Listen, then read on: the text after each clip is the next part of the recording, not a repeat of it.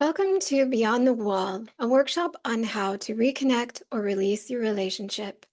You're probably feeling like there is a wall between you and your partner, and you're feeling pretty lonesome.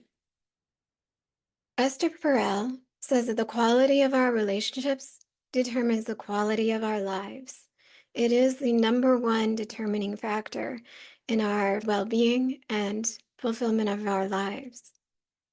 While right now you may not be very fulfilled in your relationship, it really is possible to have the relationship where you both deeply know and understand each other.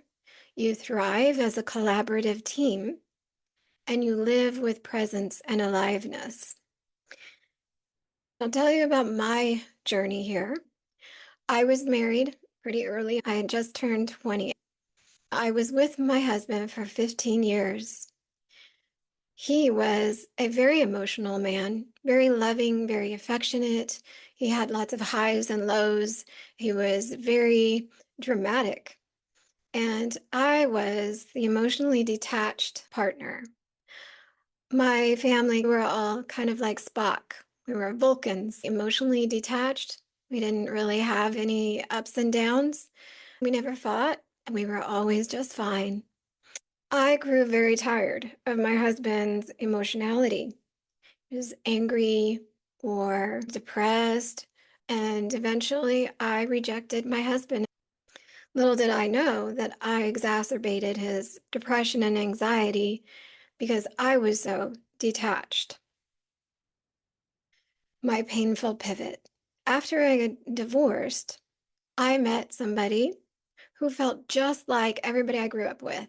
I fell in love because he felt just like home, except he was ambivalent and he would withdraw whenever we got emotionally close or if we had a conflict, any kind of problem between us, or even when everything was perfect, he would kind of disappear. It was a one-sided relationship, and I was afraid to rock the boat, and I was even more afraid to leave the man that I loved. I was so deeply in love. I didn't feel like that in my marriage. We were in an on again, off again situationship for 4.5 years. I finally broke up with him for good, distraught with grief. I had tried all the different types of things, books, therapy.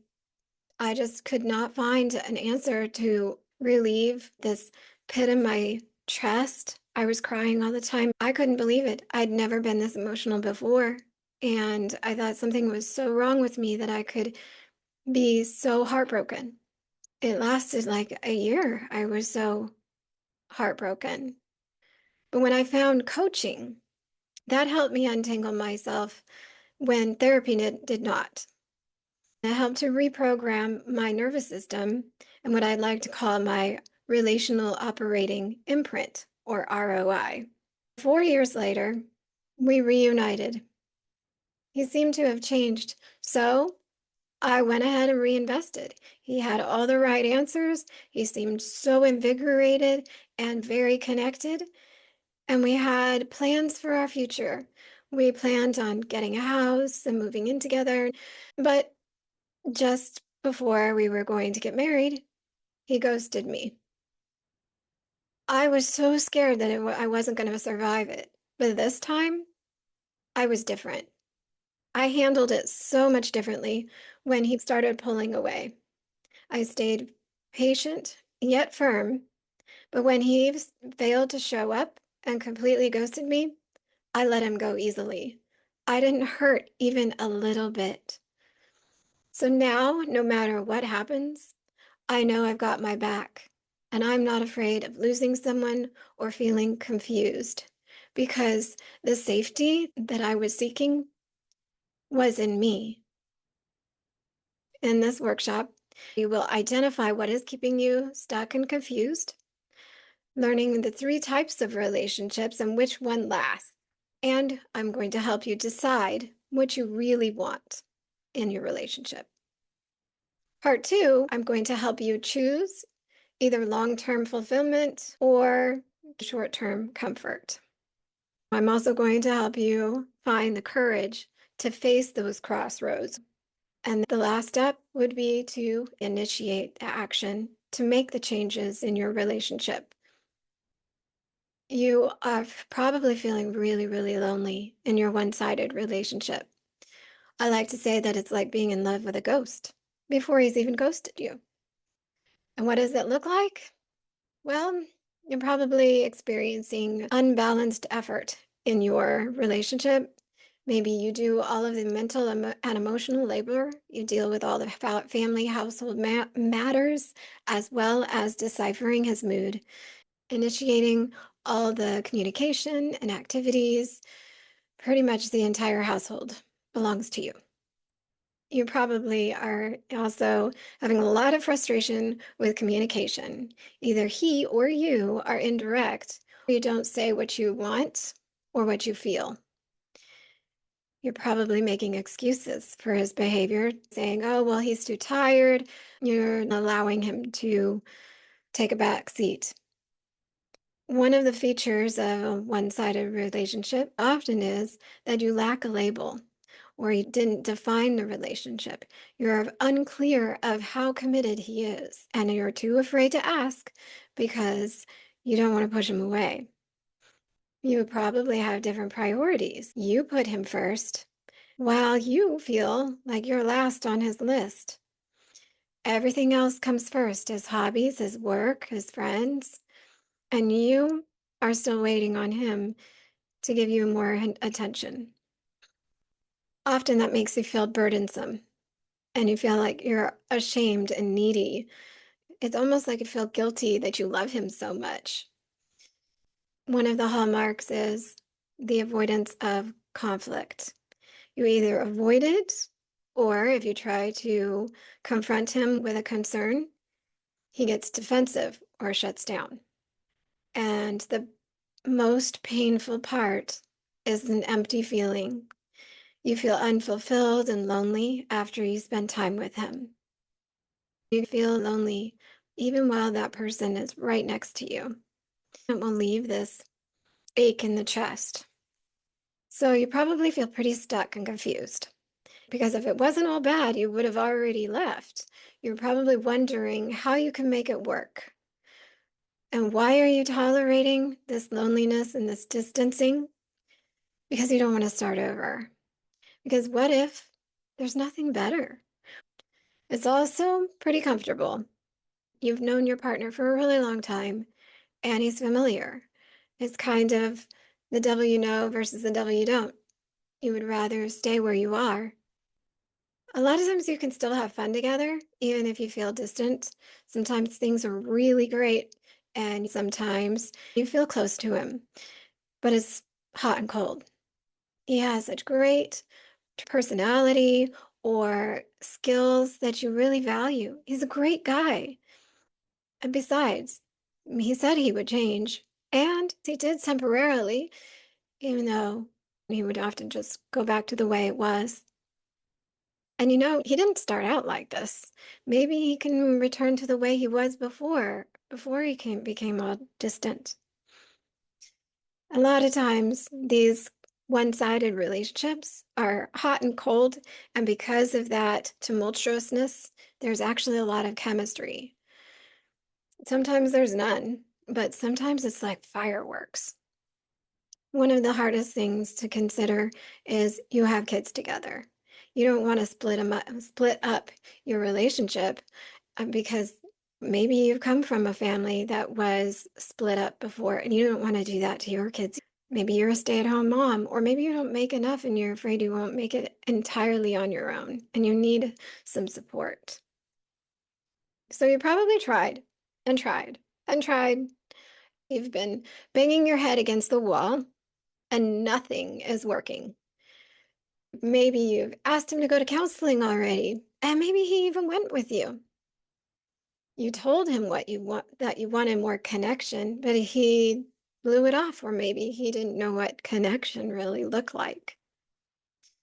You've tried to help him understand you, sent him articles, videos, books, tried to tell him things that you learned.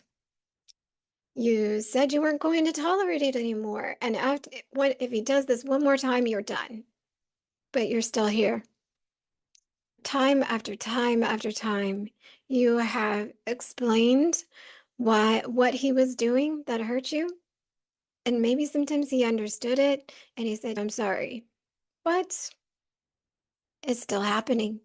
All of the things that hurt still hurt.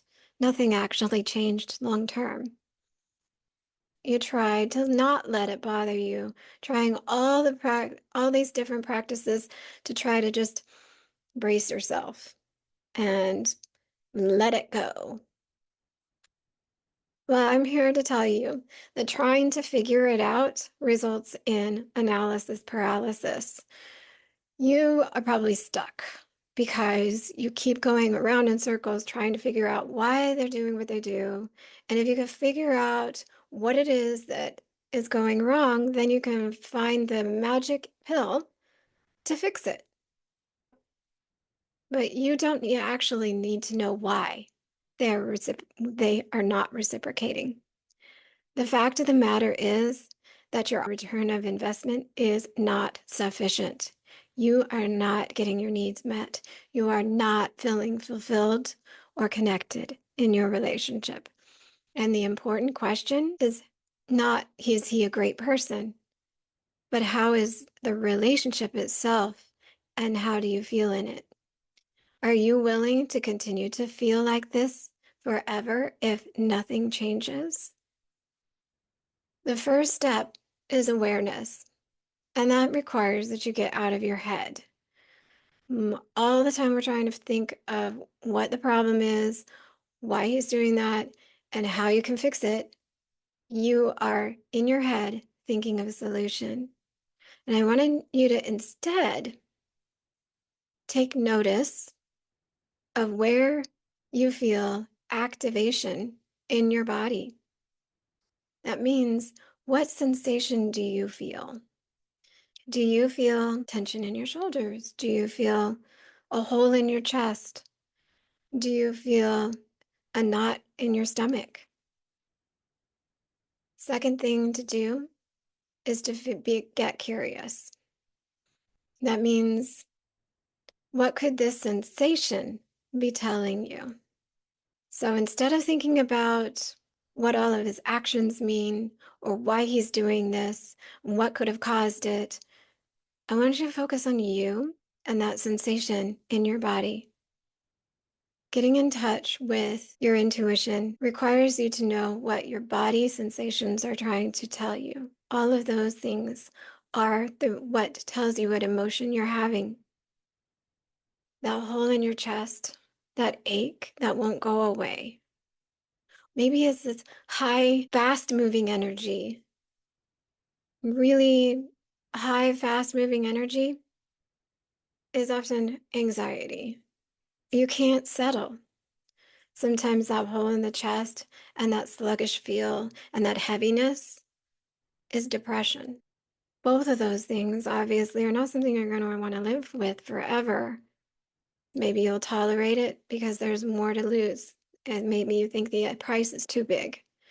But what I want you to focus on right now is the sensations in your body. Because once you actually accept this sensation, then you can know what's really true for you.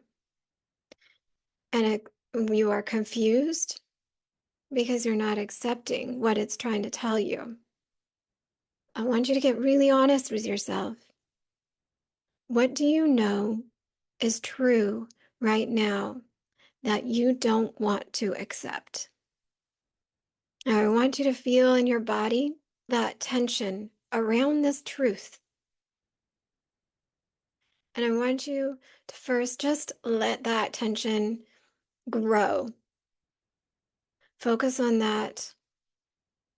And I want you to just feel that. Hold it. And then I want to invite you to let it soften. I want you to tell that tension in your body that's holding that truth that it can let it go, that it can soften around that truth. because it's really what it is, not what you want it to be.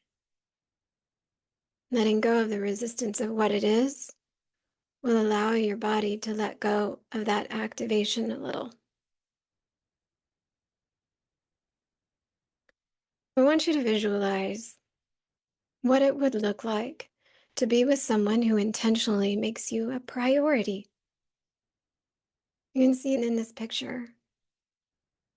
There's a man holding his woman, maybe he's holding you. And that kiss on your forehead allows you to feel safe and held and seen. Just thinking about what it would be like to be held like that. What is happening in your body as you imagine that security? Is your body relaxing? Is it letting it down?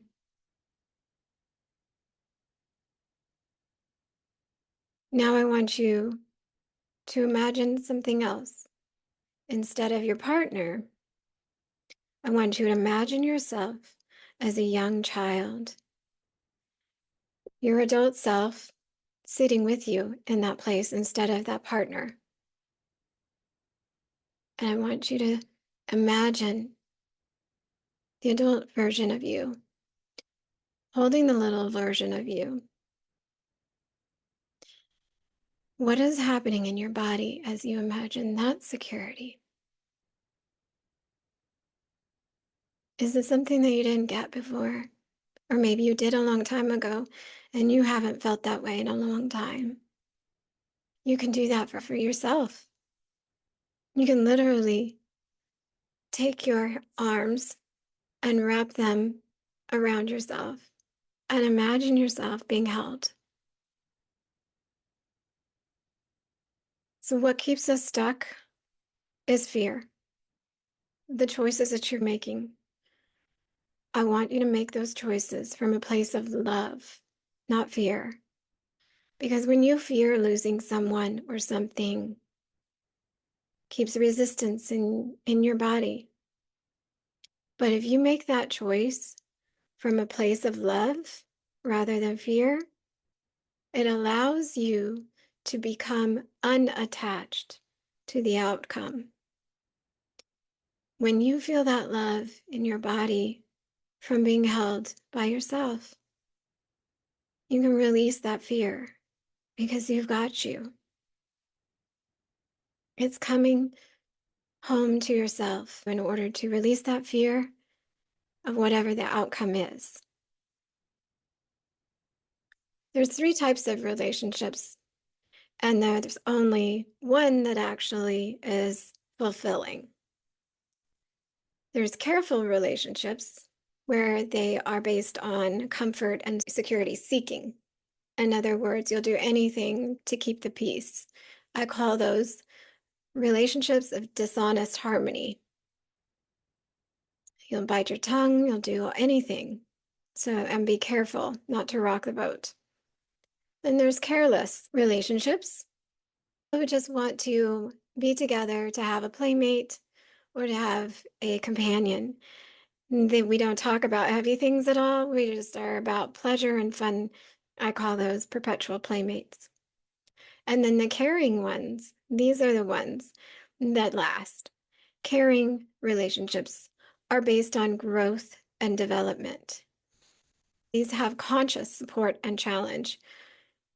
That means that you challenge each other to stay true to your own self. This is creating a safe space. And as I go through the types, I want you to take note of which one yours looks like. The careful relationship, which I called dishonest harmony, is one where the couples avoid conflict and they don't want to hurt each other or upset each other. So they just do whatever they can to not feel bad. You pretend that you're fine and you allow your partner to pretend they are fine, and you don't speak up because you want to keep the peace. So you are people pleasing.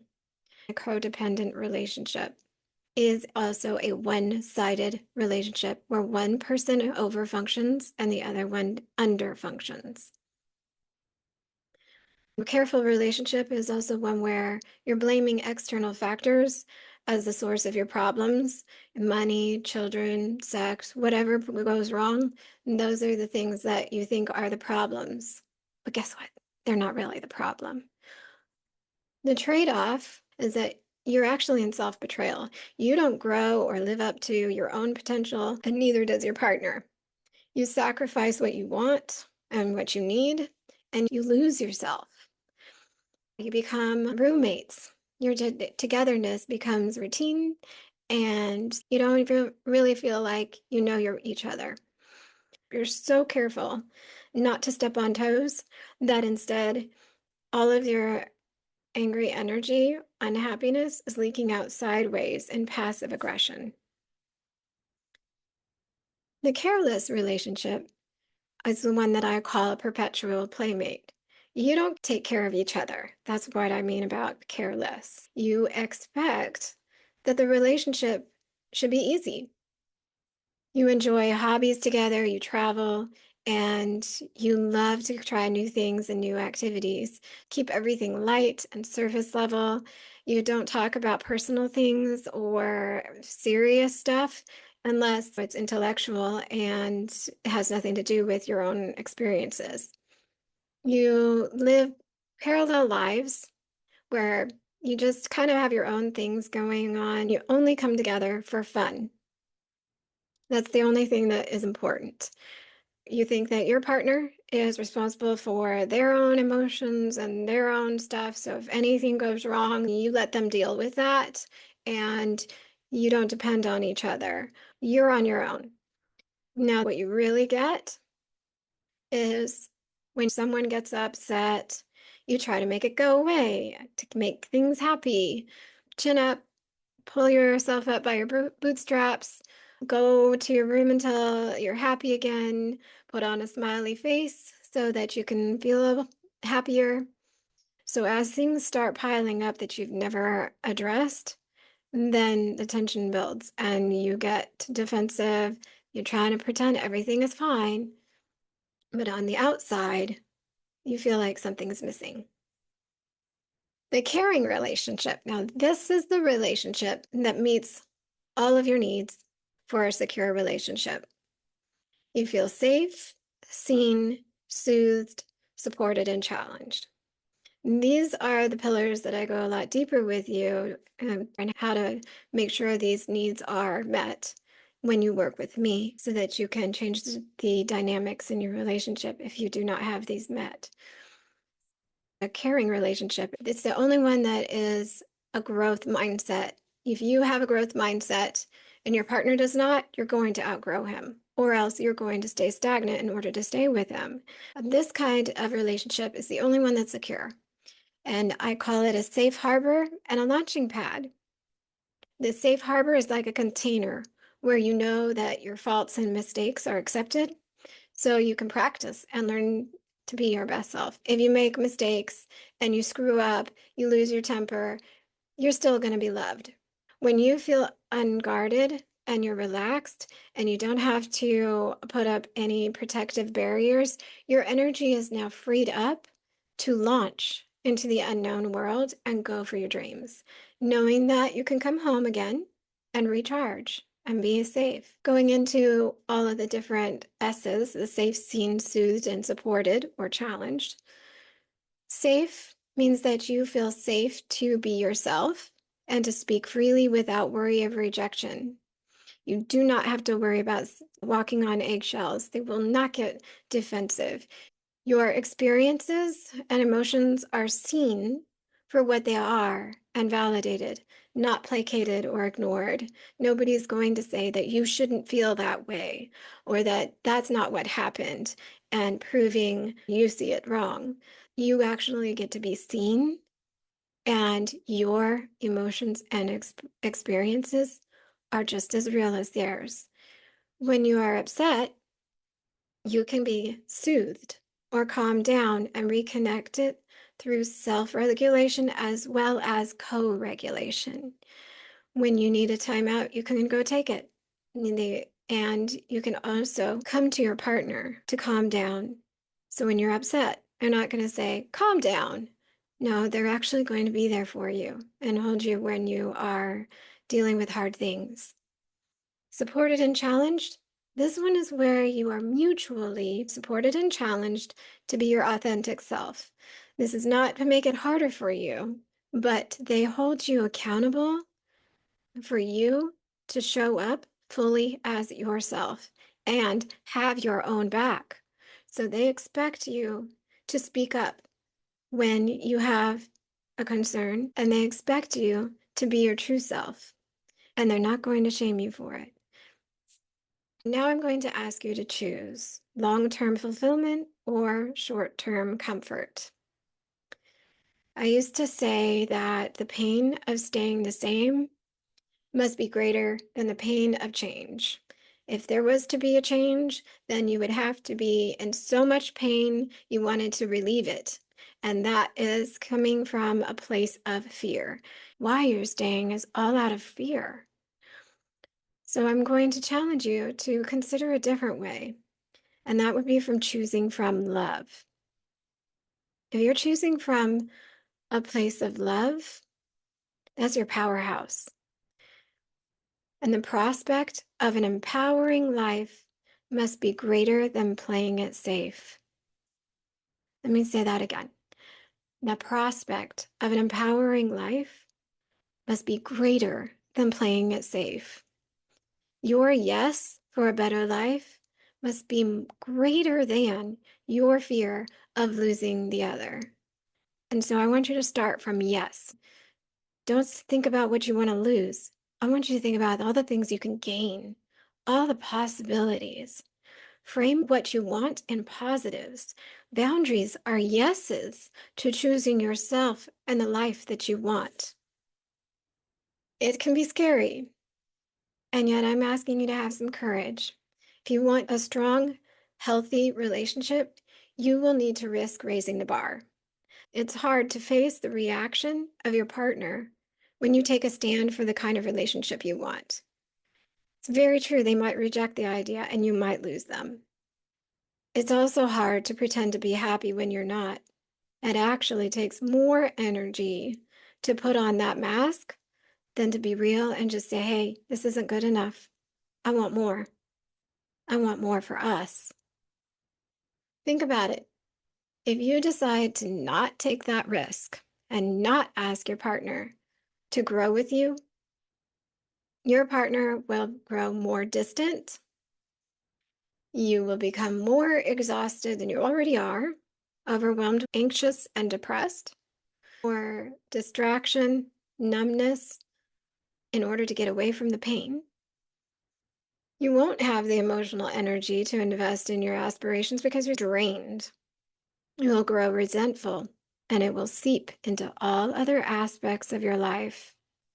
Your unhappiness spreads.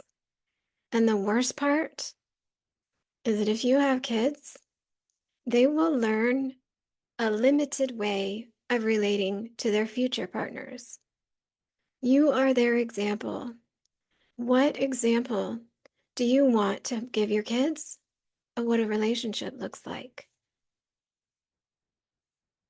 Just think, if you do seek to raise the bar, you will improve your communication skills and learn to be a better team. You improve, even if they don't. You might lose the relationship, but you might actually make room for a more meaningful one. You will be true to yourself and develop more confidence and a stronger voice. You will feel so much more empowered and alive. You will have more energy to invest in those things that light you up, all the things you ever wanted to do, your dreams, become the best self you wanted. You have the chance to create the relationship of your dreams, but you actually have to ask him. Take the risk. And your kids, just think your kids will develop better mental health as they have more emotionally attuned parents, because you won't be so lonely and empty. You will be so filled that you'll be able to give your kids the emotionally attunement that they need. And they will grow up to be better adults and better people in their relationships. So if you are taking action with love, you must have the difficult conversation. Approach your partner with your desire to deepen your relationship. It's in both of your best interest. If you don't have the courage yet, and you're still scared to have the difficult conversation, then you can still work on your side of the street first, and you will be stronger, and you will have not just the courage, but all of the things that you need to be able to meet your partner so that he can rise in love with you as well. So, today, the first thing I want to offer you is to join my private Facebook group, Women Creating Mutually Secure Relationships from Lonesome to Loving. And this is a support group where I can give you freebies, tools, information, videos, and you can connect with other people working on their relationships as well and help each other to grow. The other thing I want to offer you is to book a free one-on-one 30-minute coaching session with me. This mini session will help you find clarity in what you want, and you will discover that this will make all of the difference in your entire life. Because the most important thing in your life, as Esther Perel says, is the quality of your relationship. And so I challenge you today to make a change. Don't put off creating the relationships you desire, because it's the difference between fighting and collaboration, distance and connection, heartache and love, confusion and confidence, exhaustion and energy, and stuckness and generational healing. Join my relationship group on Facebook and meet with other women and with me in Women Creating Mutually Secure Relationships. And again, I invite you to schedule a free one-on-one coaching session. You owe it to yourself and you owe it to your posterity to have a meaningful relationship where you can grow and thrive. Thank you.